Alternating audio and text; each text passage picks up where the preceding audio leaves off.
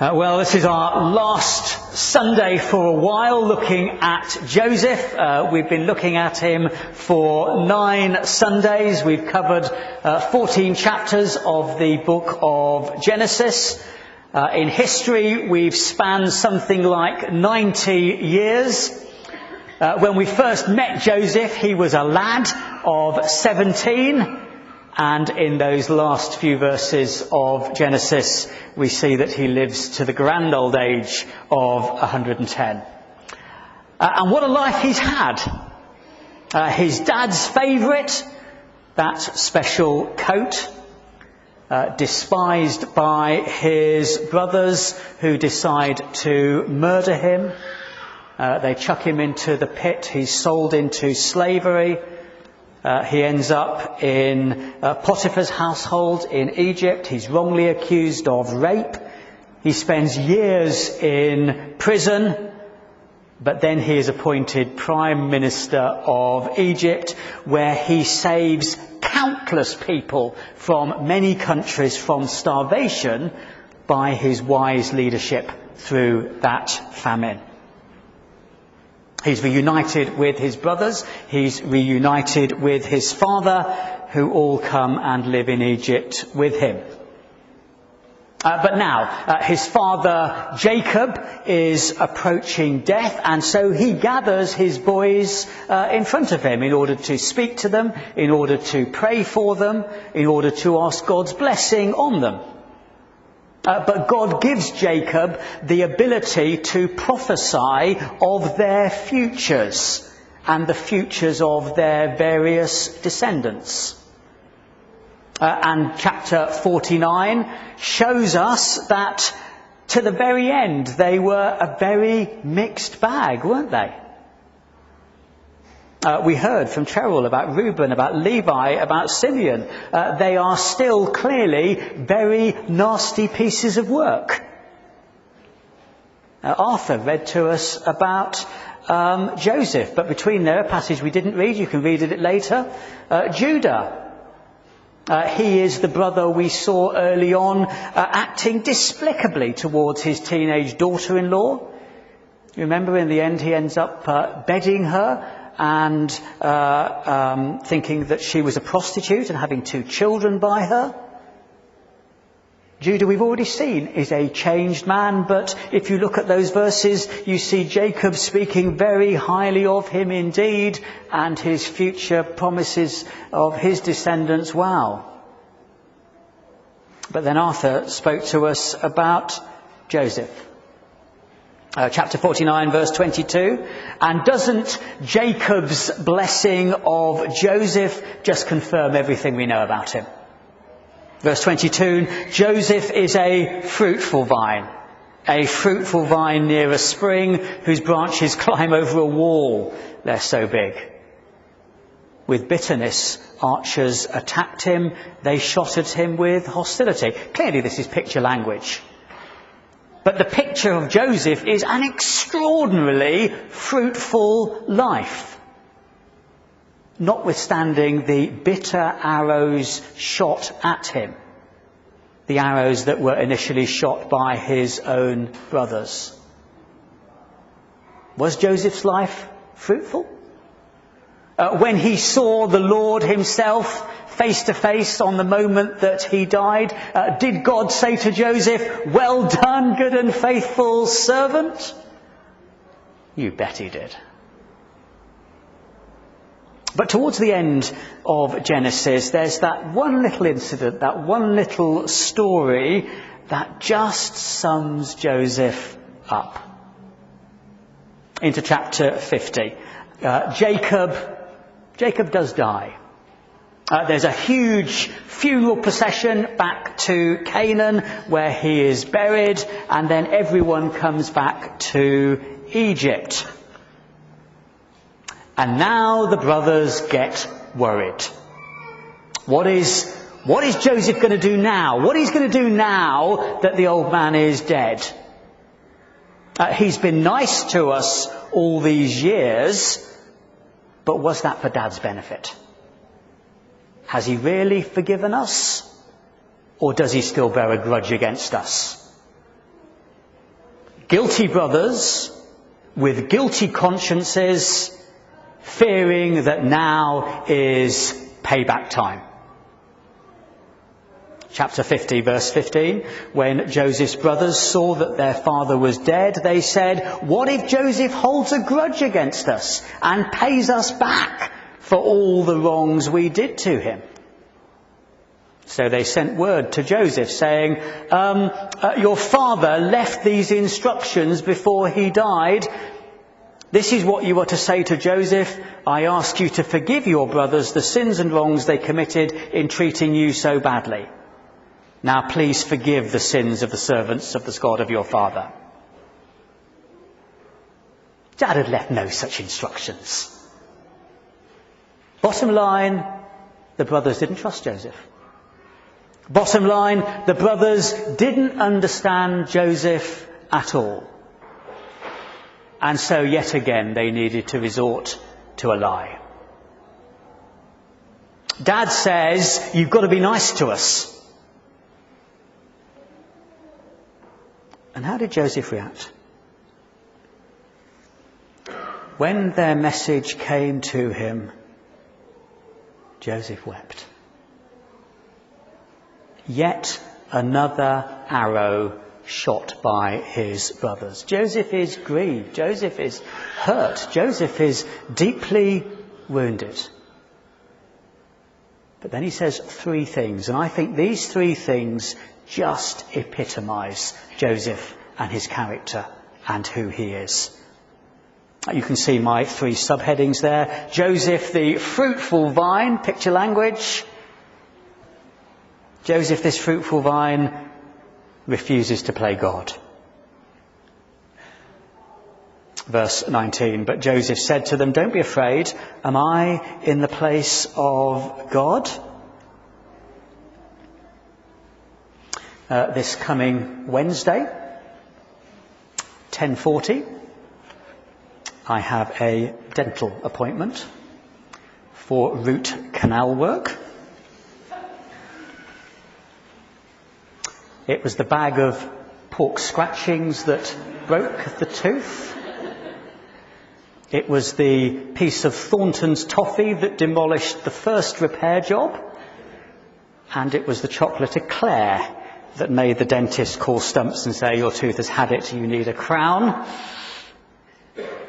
And so on Wednesday I shall be sitting in his chair, I shall be lying in his chair. And I take it that the key to it being a successful procedure on Wednesday will be for me to remember that he is the dentist and I am not. Just imagine for a second, just come with me to this nightmare on Wednesday. Just imagine that he starts work and he gets his big Black & Decker out and he starts drilling furiously in my mouth. And I say, no, I'm going to do it. Hand me your electric drill and your other instruments of torture and I'm going to do it myself. Ross, that's the name of my dentist. Ross, not only do I think I'm a better dentist than you, I'm actually going to take over from you now. Me playing the dentist, I'm cringing standing here even thinking about it. Ludicrous, isn't it? Me playing the dentist. But isn't that what we have seen ever since the opening chapters of Genesis? Now, Adam and Eve in the paradise garden with literally all the freedom in the world, bar one tiny, tiny restriction. Don't do that. Don't eat that. It'll harm you. And Adam and Eve played God. No, we know better than God. We don't need God to tell us what to do. We don't want God to tell us what to do. We want to be in charge. We want to play God. They're banished from the garden, two sons, Cain and Abel. Cain assumes that he has the right to decide if someone should die. Cain plays God. And ever since Adam and Eve, isn't that the human condition? If God doesn't say something I want to hear, then I ignore him, I overrule him, I play God. All through Genesis, countless men and women playing God, and I think this is hugely significant. But in the final chapter of Genesis, we have a man who says, am I in the place of God? Am I going to play God? Am I going to try and do God's job for him? No, I'm not. What were the brothers' fears? What might have been Joseph's temptation? Well, weren't Joseph's brothers' fears that he would have started dishing out the vengeance? He would have started dishing out the revenge. That's the fear they had, wasn't it? In our country, like most countries, we have a legal system, and that attempts to administer justice, and the Bible commends legal systems as being good. But taking the law into my own hands, paying people back for their evil, paying people back for their wrongdoings, paying people back for their mistakes, paying people back for their hurtful comments. No. That's God's role. That's not mine. Jacob is dead. The brothers tell yet another lie, yet another arrow. This time this arrow is mere words, but we all know that people's words, they can wound us far more than anything else sometimes. Is this the time to settle some scores? Time to get even? No, Joseph had learnt that these things need leaving to God. It's God's job to right all wrongs, not ours.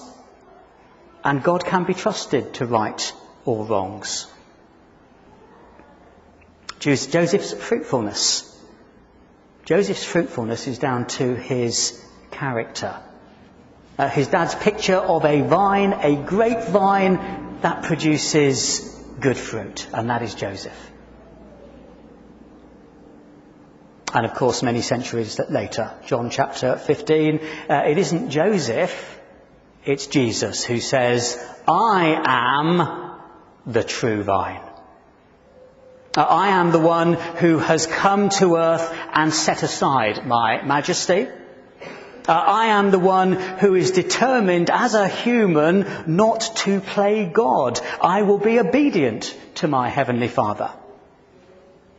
And when people ill-treat me, when people mock me, when they misunderstand me, when they nail me to a cross, I am the one who will not get bitter. I am the one who will not get mad. I am the one who will not get even. I am the one who will continue to do the very best for those who are intent on being vile to me. But then, as we know, Jesus said to his followers, you are the branches. I am the vine, I am the true vine, you are the branches. Or as the Apostle Paul would later say, you are grafted in branches. The character trait of not playing God, my spirit will grow in you.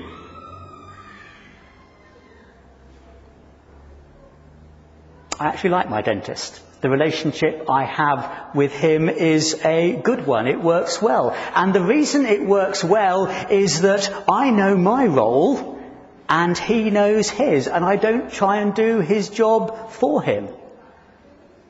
What is my role? My role is to trust him and to do as he says, and not to try and take matters into my own hands. My role is not to play the dentist. Joseph refuses to play God. Secondly, Joseph refuses to play the victim.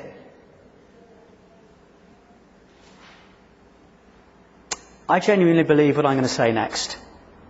I think that verse 20 is one of the most remarkable verses in the whole Bible. I think verse 20 is a life-changing verse. Joseph said to his brothers, verse 20, "You intended to harm me, but God intended it for good, to accomplish what is now being done, the saving of many lives." Joseph says to the ones who wanted to murder him, the ones who threw him into a pit, the ones who sold him into slavery, Joseph said to them, "You intended to harm me, but God intended it for good, to accomplish what is now being done, the saving of many lives." Now, why was Joseph able to say that?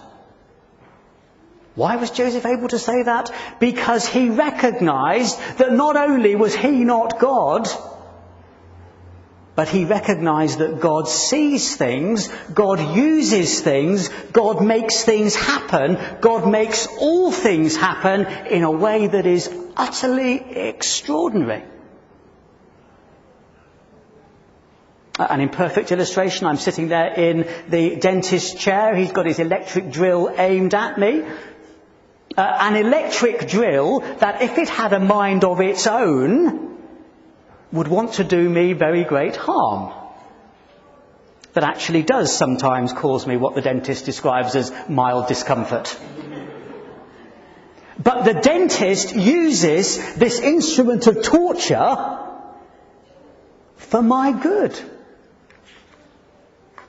You intended to harm me, but God intended it for good. Now, clearly, Joseph is not saying that being thrown in the pit, being sold into slavery, being thrown into prison was pleasant.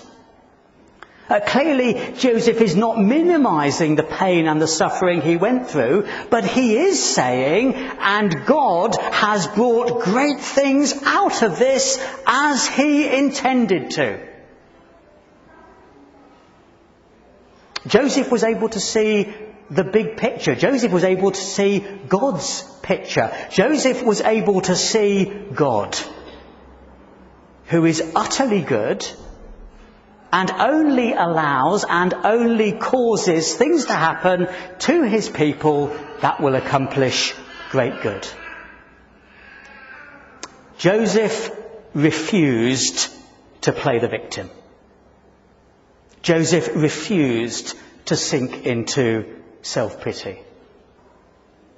Joseph, the fruitful vine, saw things from God's perspective and the great good that he promises. And as we know, many centuries later, the one who said, "I am the true vine," did he say to his disciples, did he say to his followers, did he say to the crowds, "Oh, woe is me because you're all being horrible to me"? Jesus said nothing of the sort. Luke tells us, Luke 9, no, Jesus resolutely set his face towards Jerusalem. And as Jesus is dying on the cross, he doesn't exactly say, "You intended to harm me, but God intended it for good, to accomplish what is now being done, the saving of many lives." He didn't say that, but he could well have done. Actually, what he did say was, "Father, forgive them because they don't know what they're doing."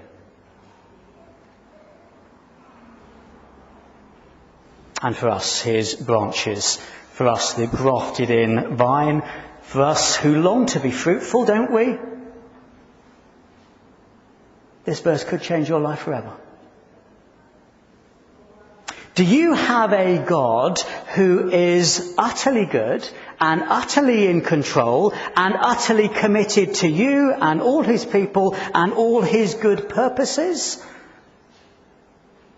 And many of us are able to say, yes, we do have such a God. Well, if that is the case, then doesn't verse 20 tell you that there is nothing that can muck up your life? The vilest people couldn't muck up Joseph's life. God used them for good. The vilest people couldn't muck up Jesus' life. The vilest event, being nailed to a cross, couldn't muck up Jesus' life. God used those people, God used that event for extraordinary good. The vilest people cannot muck up your life. The vilest event cannot muck up your life. This is a life-changing verse, isn't it? People may intend you great harm. People may perpetrate great harm against you. But God intends nothing but good, and his intentions will win.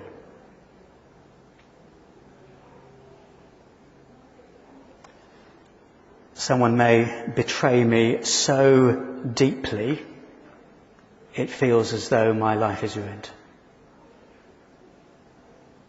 An illness or a disability hits me, and it feels as though my life is ruined.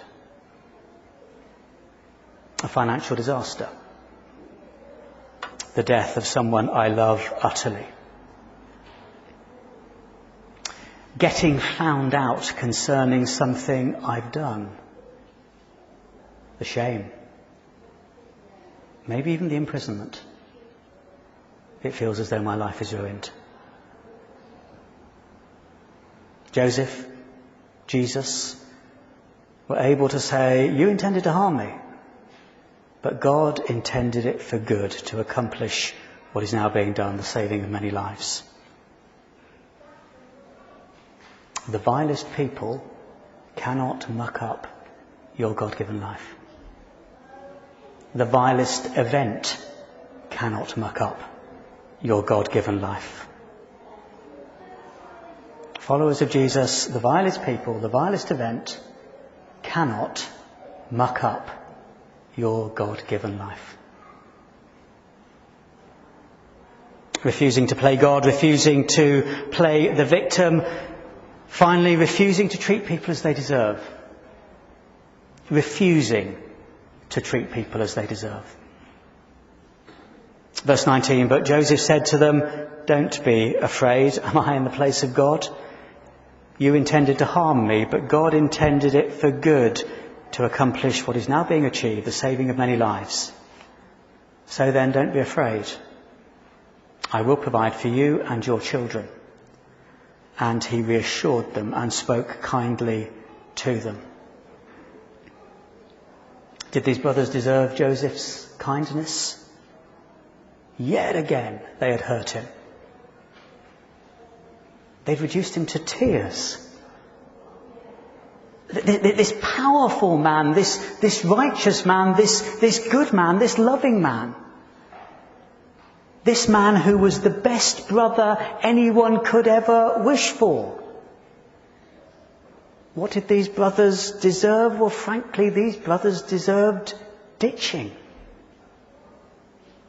And how easy for Joseph to have done that. How easy it would have been for Joseph to send them away and have nothing to do with them. But he refused to treat them as they deserved. He treated them in a way they most certainly did not deserve. I will provide for you and your children. And he reassured them and spoke kindly to them. The fruitful vine, that is Joseph. Many centuries later, the true vine, the Lord Jesus. A people like you and me who have tried to play God, tried to run our lives thinking we're in charge. A people like me who have, by negligence, by weakness, by our own deliberate fault, caused huge hurt to others down the years. Who have caused huge offence to our holy and righteous God. What do we deserve? Thank God that he didn't treat us as we deserve. Thank God for his provision, for his kindness in sending Jesus to die for us. And those of us who are now followers of the Lord Jesus, those of us who are grafted into the vine, how will we want to treat others? how will we want to treat people who don't deserve our kindness, who don't deserve our time, who don't deserve our energy because of what they've said, what they've done? Well, if we have seen that we don't need to play God, if we have seen that we don't need to play the victim, we will also have seen that we don't need to treat them as they deserve. What a life of fruitfulness Joseph had. What a life of fruitfulness the Lord Jesus had. And what a life of fruitfulness we too can have. Refusing to play God. Refusing to play the victim. Refusing to treat others as they deserve.